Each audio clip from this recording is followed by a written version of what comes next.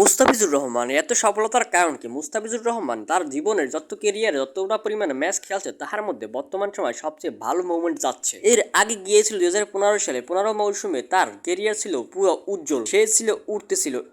এখন আবার 2026 সালে এসে তার বোলিং ঝলক দেখিয়ে সবার নজর কেড়েছে। অলরেডি বিশ্বের মধ্যে একজন অন্যতম বোলার হিসেবে পরিচিত হয়ে গিয়েছে। আর তার এই সফলতার কারণে মুস্তাফিজুর রহমান বর্তমান সময়ে বিভিন্ন লিগে যে জায়গায় হোক, পৃথিবীর লিগ আয়োজন করা হোক, সব লিগেই দলে চান্স পাচ্ছেন এই মুস্তাফিজুর রহমান, যেটা এর আগে পেয়েছিল 2015 সালের দিকে। 15 সালের দিকেও তাহার কলকাতা থেকে উত্থান পতন হয় এবং তখন যেই রকম খেলা দিয়েছিল পাকিস্তান প্রিমিয়ার লিগ 2026-এ মুস্তাফিজুর রহমান 2টি ম্যাচ খেলার সুযোগ হয়েছে লাহোর ক্রান্তাসের হয় এবং 2টি ম্যাচে সে দারুণ বোলিং করেছে। 2টি ম্যাচে মাত্র সে একটি বাউন্ডারি খেয়েছে, তার মধ্যে একটি বাউন্ডারি ছিল 4-এর মার, 6-এর মার এখনো মারতে পারেনি পাকিস্তানি কোনো ব্যাটাররা মুস্তাফিজুর রহমান। এবং সে এখন পর্যন্ত 2 ইনিংসে বল করেছে মোট 8 ওভার এবং রান দিয়েছে মাত্র 40 রান এবং 2টি উইকেট তুলে নিয়েছে।